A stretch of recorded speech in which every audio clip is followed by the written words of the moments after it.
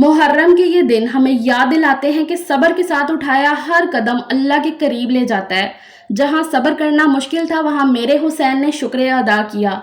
छोटी-छोटी चीज़ों में हम इतने परेशान हो जाते हैं, छोटी-सी मुश्किल भी हमें ऐसा लगता है कि बहुत बड़ी मुसीबत आ गई हम पे। लेकिन वाक़ई करबला को जब सुने, दिल से महसूस करें तो समझ में आता है कि सब्र और इस्तेहकाम और जज़्बा शुक्र आपको ज़िंदगी में क्या कुछ दे सकते हैं। बेशक हम हुसैन की खाक बराबर भी नहीं हैं। आज मैं आपके साथ अपने 9वें और 10वें मुहर्रम की रूटीन शेयर कर रही हूँ। न्याज़ मैंने किस तरह से बनाई, ज़्यादा क्वांटिटी में जब खाना बनाना हो तो किस तरह से मैनेज करना चाहिए। आज के व्लॉग में यही आपके साथ मैं शेयर करने वाली हूँ। वीडियो आज की काफ़ी इन्फॉर्मेटिव भी है और काफ़ी मज़े की है। सो वीडियो को प्लीज़ पूरा देखना है बिना स्किप करे। किसी भी पॉइंट पे आपको आज का व्लॉग पसंद आए तभी एक लाइक और चैनल को सब्सक्राइब लाज़मी करिएगा। अस्सलामुअलैकुम, क्या हाल चाल है, कैसी है मेरी प्यारी सी यूट्यूब फैमिली। उम्मीद है जी आप सब खैरियत से होंगे। अल्लाह का शुक्र है मैं ठीक हूँ, अल्हम्दुलिल्लाह। ये 9वें मुहर्रम का दिन है, सुबह का टाइम है और मैं अपने लिए नाश्ता तैयार कर रही हूँ। रात को हस्बैंड से मैंने ये खजूरें मंगवाई थी। लगभग कोई 1 महीना हो गया है मुझे अपनी डाइट रूटीन को फॉलो करते हुए, तो इस बीच में मैंने एक दफ़ा भी मीठा नहीं खाया, मीठा बिल्कुल स्किप किया हुआ है। तो पिछले कुछ दिन से इस तरह से हो रहा था मेरे साथ कि जैसे ना एकदम से अंधेरा आ जाना आँखों के आगे, और जैसे मैं कोई काम कर रही हूँ तो करते-करते मैं रुक जा रही थी। आँखों में से झल्ली-सी आ जाती थी, धुंधला नज़र आने लग गया एकदम से, चक्कर आ रहे हों, तो इस तरह से मैं फ़ील कर रही थी। तो मैंने सोचा कि ज़ाहिर-सी बात है मैं अपनी रूटीन से ज़रा कम खाना खा रही हूँ, तो इस वजह से भी हो सकता है, और दूसरा ये भी ज़हन में आया कि आईसाइट का भी कोई ना कोई इश्यू हो सकता है, तो मैं अपनी आईसाइट भी चेक करवाऊँगी कि हो सकता है कि मेरे जो चश्मे का नंबर है ना, वो बढ़ गया हो। तो ये सोचा मैंने। अच्छा, मैंने ना फ़ेसबुक पे एक फ़िटनेस गाइडेंस के हवाले से ना पेज जॉइन किया हुआ है। वहाँ से ज़रा थोड़ा बहुत आइडिया मिल जाता है कि चलो अभी क्या बना सकते हैं, क्या अच्छा रहेगा आपकी सेहत के लिए और आपकी जो है ना वो वेट लॉस के लिए भी वो सही हो। तो वहाँ पे ना वो ये भी बता रहे थे कि अगर आप बिल्कुल ही मीठा स्किप कर देते हो, बिल्कुल ही छोड़ देते हो, ज़ाहिर-सी बात है एक शुरू से आपकी बॉडी को उस चीज़ की लत लगी होती है, और जो है ना शुगर लेवल का भी आपकी बॉडी में होना बड़ा ज़रूरी है।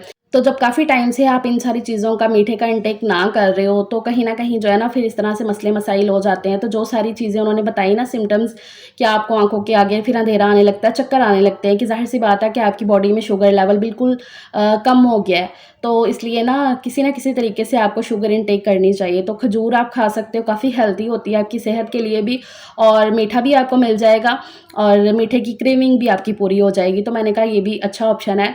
तो फिर मैंने मंगवा ली थी हस्बैंड से खजूरें। मैंने कहा कि चलो मैं खा के देखूँगी कि मेरे लिए सही रहती भी हैं या नहीं, क्योंकि ज़ाहिर-सी बात है खजूरें गर्म है, अभी गर्मी का टाइम है।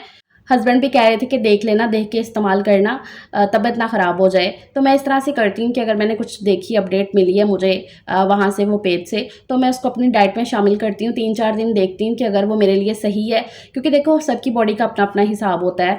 अगर मुझे कोई चीज़ सूट कर रही है तो ज़रूरी नहीं है कि वो सबको वही चीज़ सूट कर रही हो। हो सकता है उनको उस चीज़ से जो है ना फ़ायदा होने की बजाय थोड़ा नुकसान होने लगे, तो वो खुद को पता चल जाता है। तो इससे बेहतर ये है कि आप 3-4 दिन देखो, अगर समझ में आता है तो ठीक है, वरना उसको साइड पे कर दो।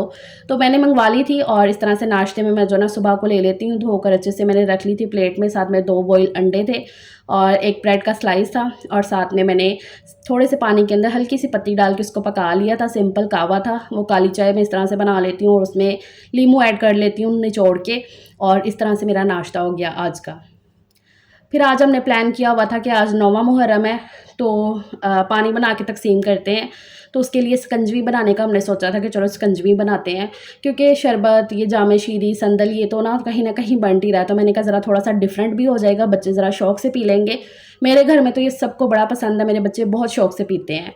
क्योंकि मैं ज़रा थोड़ी-सी डिफरेंट तरीके से बनाती हूँ। नॉर्मल तो शिकंजवी के अंदर आप चीनी डालो, हल्का-सा नमक डालो, साथ में नींबू का रस ऐड कर दो, बर्फ़ डाल के अच्छे से यक ठंडा करके तो शिकंजवी बन गई। लेकिन मैं इसमें ना एक्स्ट्रा कुछ और भी ऐड करती हूँ, जिसकी वजह से ये और ज़्यादा टेस्टी बनती है। ये मेरी अम्मी की रेसिपी है। अच्छा, यहाँ पे मैंने ना बाल्टी को सुबह ही वॉश करके रख दिया था। अभी हॉल में सारा सामान रख के बैठ गए हैं, ताकि ना आराम सुकून से ये बन जाएगा। बच्चे भी मेरी हेल्प करेंगे। इस तरह से मैं कोई काम कर रही हूँ ना, तो मैं बच्चों को लाज़मी साथ लगा लेती हूँ। एक तो उनमें आदत बनती है कि हाँ, भी हमने तक़सीम करना है, और बच्चों में ना वैसे भी न्याज़ बाँटने की ना बड़ी एक अलग सी एक्साइटमेंट होती है।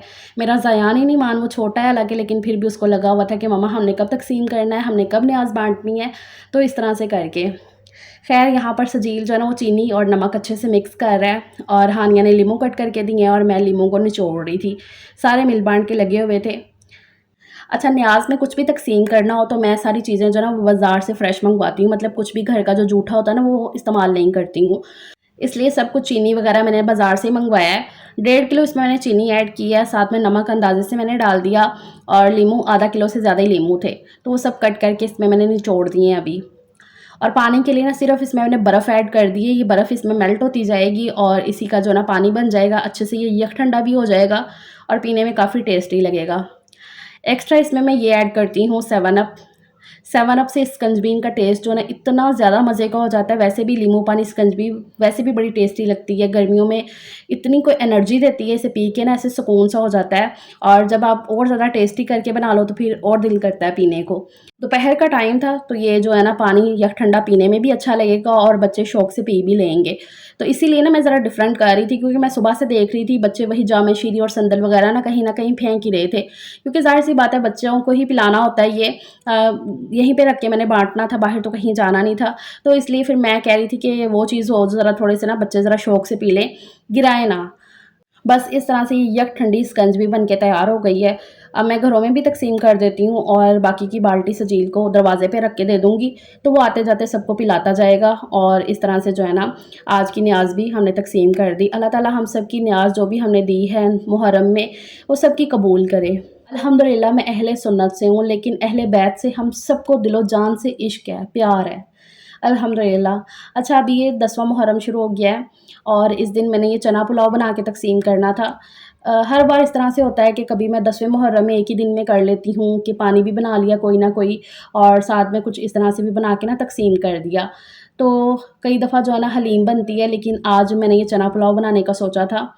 तो इसलिए फिर मैंने जो है ना घर के सारे काम-शाम करते के साथ ही मैंने चने रख दिए थे बॉयल करने के लिए और दही भल्ले भी बनेंगे, तो उसके लिए मैंने आलू भी बॉयल कर लिए थे। मेरी बड़ी कोशिश होती है कि जितना हो सके ना मैं एक साथ ही ना काम कर लूँ क्योंकि गर्मी इस कदर हो रही है, सच में कहते हैं कि गर्मी बहुत ज़्यादा हो जाती है और वही बात है जब से मुहर्रम शुरू हुए हैं ना तो दिन काफ़ी सख्त वाले हुए हैं कि बहुत ज़्यादा गर्मी है।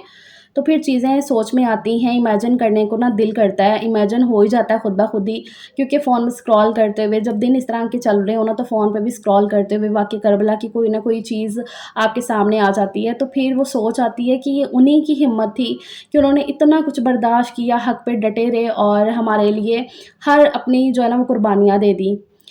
तो बस हमारा तो फटाफट से दिल करता है कि घर के काम-शाम करें और कूलर के आगे जाके बैठ जाएँ। ख़ैर यहाँ पर मैं ये चने का पुलाव बनाऊँगी, तो थोड़ा-सा ज़्यादा क्वांटिटी में बन रहा है, 2.5 किलो चावल थे और 1 किलो जितने चने थे, जो मैंने भिगोए हुए थे, तो वही मैंने बॉयल करके रख लिए हैं साइड पे। तो लगभग ये बोलो कि 4 किलो जितना जो है ना इसमें सामान माशाल्लाह से हो जाना है। तो जब आप इस तरह से ज़्यादा क्वांटिटी में चीज़ बना रहे हो ना, तो वो मेरी ये पूरी कोशिश होती है कि जितना हो सके एक तो मैं बर्तन जो है ना वो इस्तेमाल करूँ जो बाहर ही पड़े हुए हैं, इसलिए मैंने कढ़ाई के अंदर ही चावलों को भिगो के रख दिया। ज़रूरी नहीं है कि हर चीज़ को आप जो है ना कि नहीं भी ये परात के अंदर ही काम होना है या बाउल में ही करके रखना है।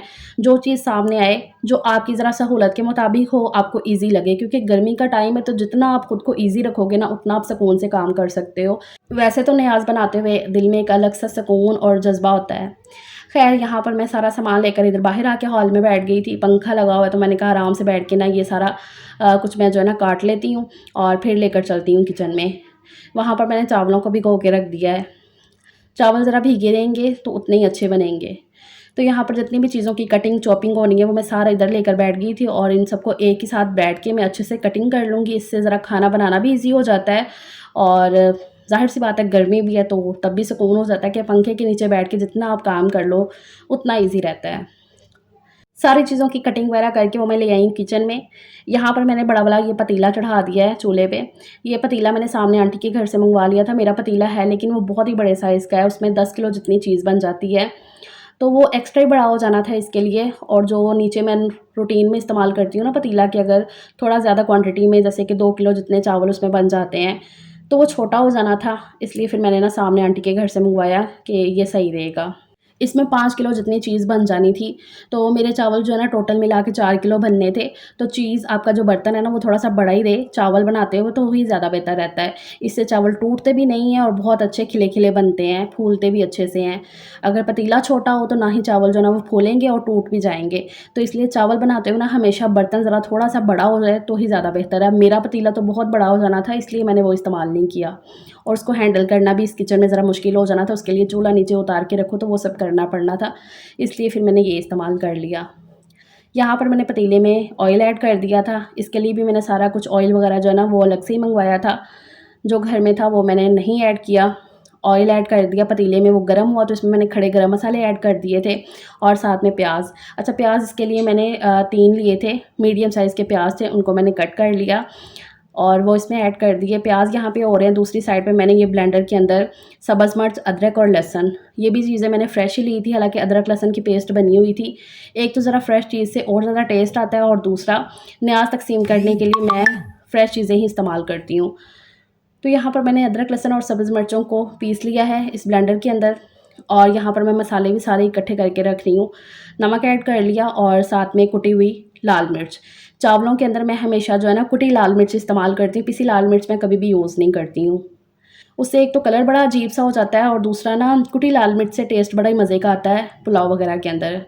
और साथ में मैंने बिरयानी मसाला डाल लिया है। मसाले ना मैं कोशिश करती हूँ अलग से ऐसे करके रख लूँ, इससे एक तो ज़रा टाइम भी बच जाता है और दूसरा ना आपको अच्छे से अंदाज़ा बैठ जाता है। वरना पकती हुई चीज़ के अंदर आप डाल रहे हो ना चीज़ें, स्पेशली जब आप ज़्यादा क्वांटिटी में बना रहे हो, तो फिर आपसे ना लगता है कि कुछ ना कुछ इधर-उधर ना हो जाए, इसलिए ना बड़े ध्यान से अच्छे से बनाओ। अच्छा यहाँ पर जब प्याज़ हल्के से उनका कलर चेंज हो गया था तो इसमें मैंने वही सब्ज़ मिर्च और अदरक लहसुन जो पीस के रखे थे वो ऐड कर दिए। अच्छे से उनको मैंने पका लिया था और फिर इसके अंदर मैंने ये जो टमाटर और इसके अंदर जो सारे मसाले ऐड करके रखे थे ये सब कुछ इसमें डाल दिया। अच्छे से अब मैं इसे मिक्स कर दूँगी। बहुत अच्छे से मिक्स करूँगी। अच्छा इसके लिए मैंने टमाटर जो इस्तेमाल किए थे वो सिर्फ़ 4 थे, 4 मीडियम साइज़ के टमाटर थे वो मैंने ऐड किए क्योंकि मैं इसमें दही भी डालती हूँ और पुलाव के अंदर टमाटर मैं बहुत ज़्यादा ऐड नहीं करती हूँ। यहाँ पे फिर मैंने चने ऐड कर दिए थे जो कि मैंने बॉयल करके रखे हुए थे। अच्छे से अब मिक्स करके इनको मैंने ज़रा ढक्कन ढक के छोड़ दिया ताकि ये भुन जाए और चनों के अंदर भी ना बहुत अच्छा-सा टेस्ट हो जाए।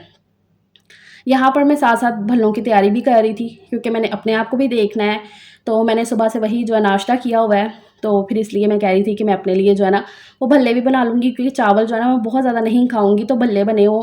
तो मैं आजकल ना इस तरह से कभी लौकी का रायता बना लिया, इस तरह से अपने लिए भी फिर कुछ ना कुछ करना पड़ता है, तो मैं कोशिश करती हूँ वही काम करूँ जो बाकी सब भी शौक से खा लें और मेरे लिए भी हो जाए।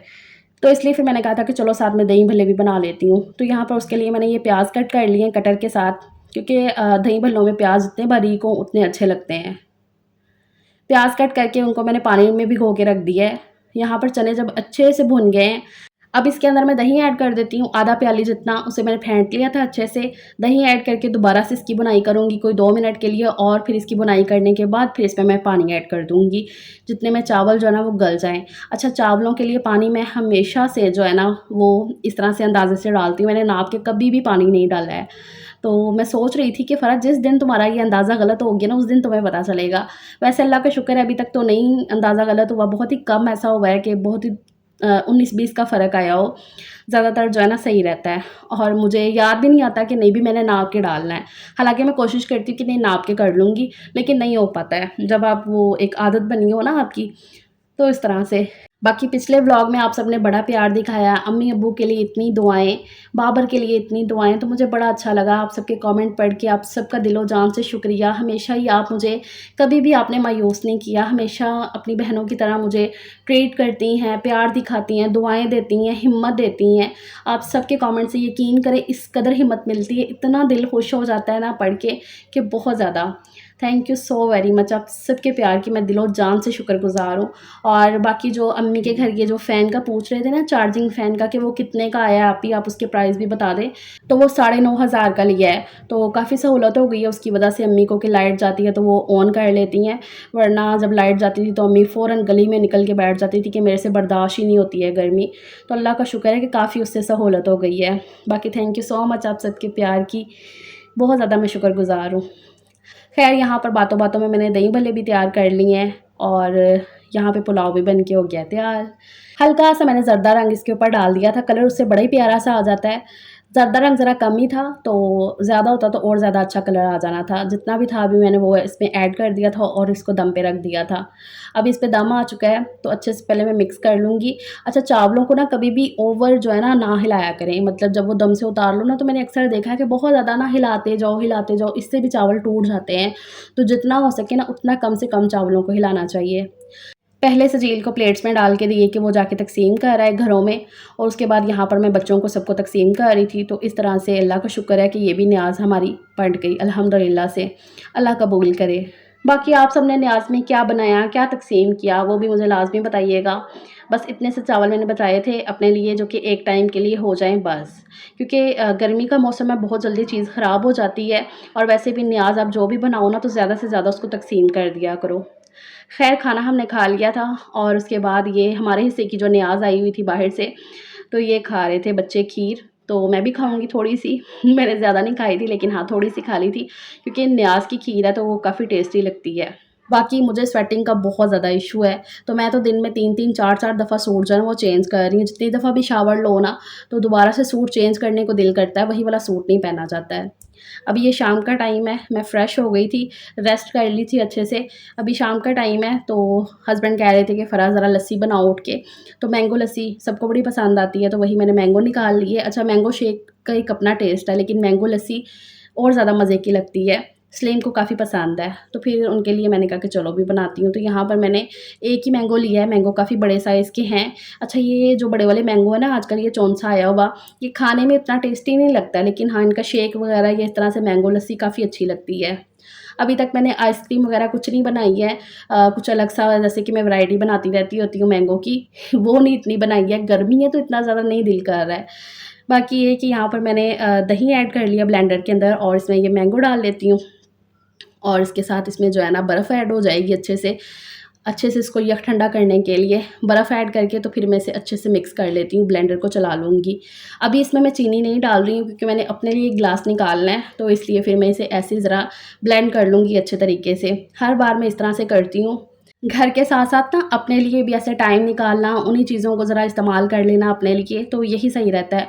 क्योंकि एक औरत की एनर्जी पूरी होगी ना, तभी वो अपने घर को ना बड़े अच्छे से सँभाल सकती है। इसलिए ना खुद को कभी भी इग्नोर ना किया करें कि नहीं भी अब तो ये मीठा बन रहा है, मैं तो पी नहीं सकती, तो मैंने पीनी ही नहीं है। थोड़ा-सा अपने हिसाब ज़रा चेंज कर लिया करें। चेंज इस तरह से ही है कि आपने बस चीनी के बगैर निकाल लेना है, बाकी के अंदर चीनी ऐड करके, तो बस इसे दोबारा से मैंने चला लिया था, और इस तरह से अब बाकी सबके लिए भी मैं निकाल लेती हूँ। मैंगो शेक तो आप पीते होंगे, लेकिन मैंगो लस्सी अगर आपने कभी नहीं ट्राई की तो लाज़मी ट्राई करना, बड़ी टेस्टी लगती है। सो ये आज का व्लॉग है, उम्मीद है आपको पसंद आया होगा। तो फिर चैनल को आपने सब्सक्राइब अगर नहीं किया तो लाज़मी कर लें। वीडियो को एक लाइक करना बहुत ही ज़रूरी है। अपना बहुत सा ख़्याल रखिएगा। इंशाल्लाह नेक्स्ट व्लॉग में मुलाकात होगी। Take care. अल्लाह हाफ़िज़।